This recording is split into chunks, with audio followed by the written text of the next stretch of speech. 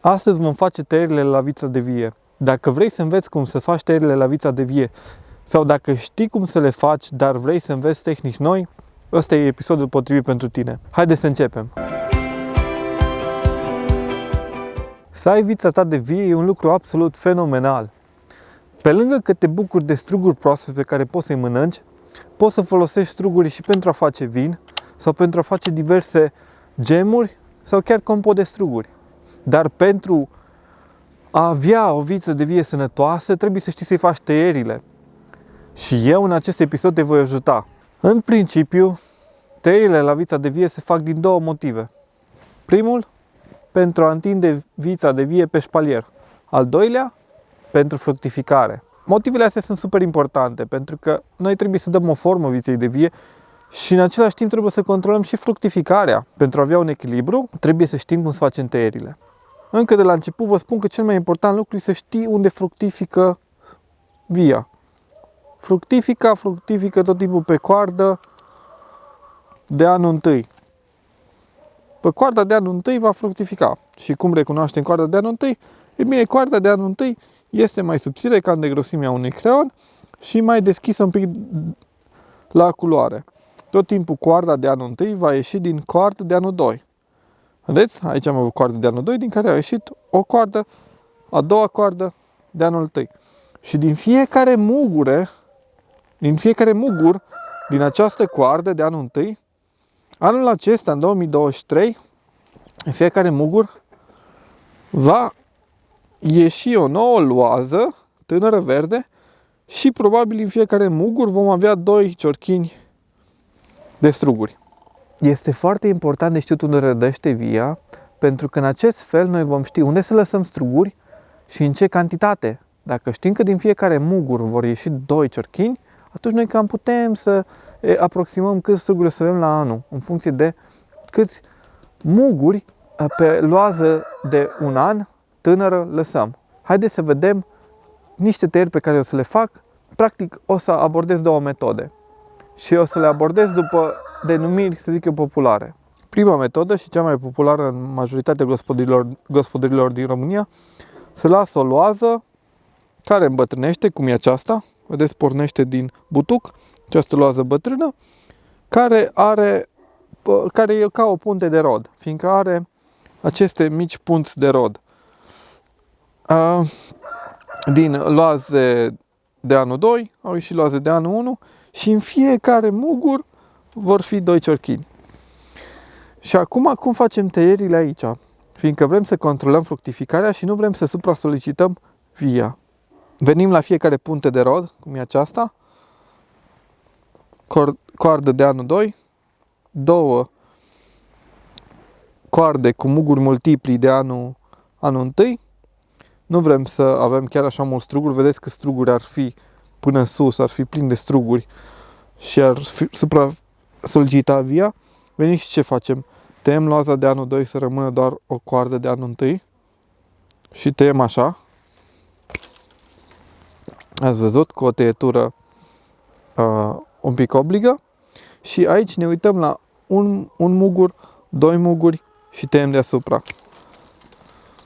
Și așa rămâne puntea noastră de rod și vom avea în această punte de rod probabil 4 ciorchini de struguri. Trecem la următoarea. Aici la fel. Vedeți că tot timpul vreau să țin puntea de rod jos, fiindcă la anul la fel vom avea de ales între 2 mlădițe, din ce asta va deveni asta va deveni de anul 2 și la rândul va avea 2 loaze de anul 1 la anul viitor și tot timpul trebuie ca să nu meargă prea sus puntea de rod, să tăiem așa cum tai eu acum. Ați văzut? N-am selectat loaza aceea să urce puntea, am selectat-o pe asta de mai jos, să rămână cât mai jos. Și tot așa tai la 2 muguri. Următoarea, la fel. 1, 2. Vezi? La fiecare punte de rod procedez la fel. Haideți să vă arăt acum o altă metodă de tăiere. Asta e o tăiere la loază lungă, să zic așa, în termen popular.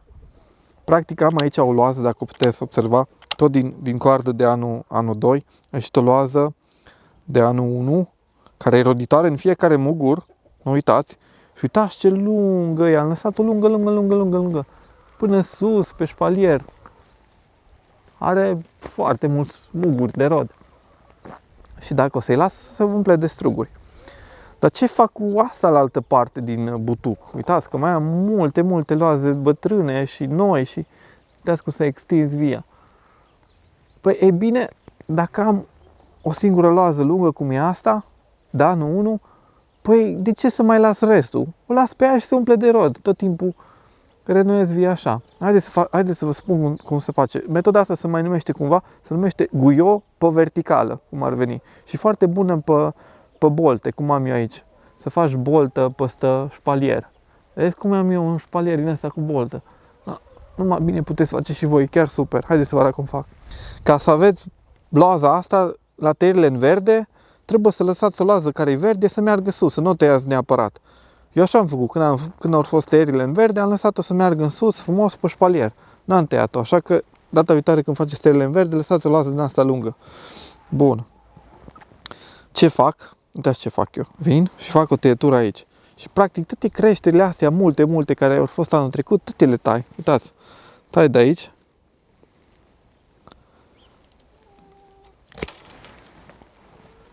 Și dacă o să... Mi-e greu un pic cu camera, da? Hai că încerc să dau jos. Uitați cât am dat jos din vie. Toată bucata asta care vă filmez a fost din via aia. Și haideți să vă arăt cu ce am rămas. Am rămas cu butucul, partea aeriană, cum îi zice, până la prima sârmă. Aici e prima sârmă. Și de la prima sârmă vedeți că pleacă loaza mea de un an, care se va umple de struguri la anul ăsta. Merge până sus, vedeți, până vă filmez eu, iată merge și se oprește aici. Asta va fi plină de struguri. Și, foarte important, trebuie să-i lăsăm o rezervă. Ca la anul, să o înlocuiască pe asta și an de an să am una din asta lungă, care să mă umple de struguri an de an. Și atunci am aici, vedeți, am aici altă loază de un an, care a ieșit din loază de 2 ani, și îi las numai 2 muguri, din care unul în tăierile în verde o să las să urce tot așa sus cum a urcat asta, care acum deja va rodi anul ăsta. Na bun, haideți să facem chestia asta. Un mugur, 2, aici tai.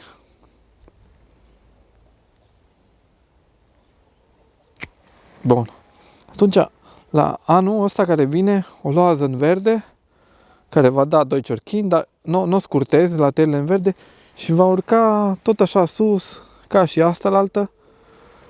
Și an de an eu vom renoi așa în via cu loaze tinere. Se numește guio în verticală. Haide că vă filmez încă o dată via.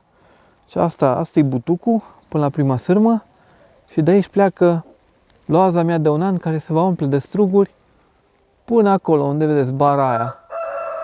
Și de la anul ăsta, din rezervă, și asta mi rezerva mea, din rezervă vor porni alte 2 loaze, că am lăsat 2 muguri, 2 loaze în verde și una nu tai la tăierile în verde și o las să crească tot așa mare ca să mă înlocuiască anul viitor. Și fac an de an așa și o să am tot timpul struguri și o vie sănătoasă, echilibrată. Haideți să vă fac și la via asta. Asta e soiul Victoria, strugure de masă. Vedeți, are de aici, pornește o loază tânără de un an, lungă, am lăsat-o la tăierile din verde să meargă, n-am tăiat-o la tăierile din verde cum se face de obicei la două frunze de strugure sau mai mult. Am lăsat-o și la fel fac, înlătur toată partea asta care e veche și las numai aia, bineînțeles cu niște muguri de rezervă. Hai să facem chestia asta chiar acum. Ne apropiem și asta care merge încolo sus, tot tai de aici, de la inel, cum s-ar zice, numai asta n-are inel. E, că nu se vede. Așa, ok, se vede mai bine. Bun. Ați văzut că toată partea aia care a fost aici, unde vă arate cu farfeca, a dispărut și am lăsat numai loaza tânără, care merge în sus. Și acum trebuie, mai sunt două loaze tinere, să aleg una cu 2 muguri să înlocuiască la anul pe asta. Că tot timpul trebuie să lăsăm rezervă. Hai să vedem ce e aici. Opa, ok. Asta nu mă trebuie. O tai. Nu mă trebuie. Nici pe asta nu mă trebuie. E prea subțire, poate și în gheață. Și uite aici las 2 muguri. 1, 2.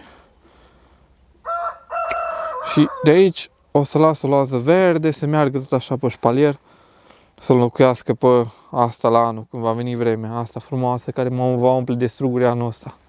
Dragilor, cam astea au fost cele 2 metode. Ați văzut, prima metodă, lăsați o loază să se întindă pe șpalier și în fiecare an ea-și face puntea de rot și voi nu mai trebuie să tăiați la 2 muguri și să țineți puntea de rot cât mai jos. Pe tot brațul corzii, să zic așa. Asta e prima variantă și cea mai clasică și o să vedeți în majoritatea gospodăriilor. A doua variantă e cea mai bună, cea mai eficientă, cei mai mulți struguri și cea mai protejată va fi via, fiindcă tot timpul renoiți loaza de fruct.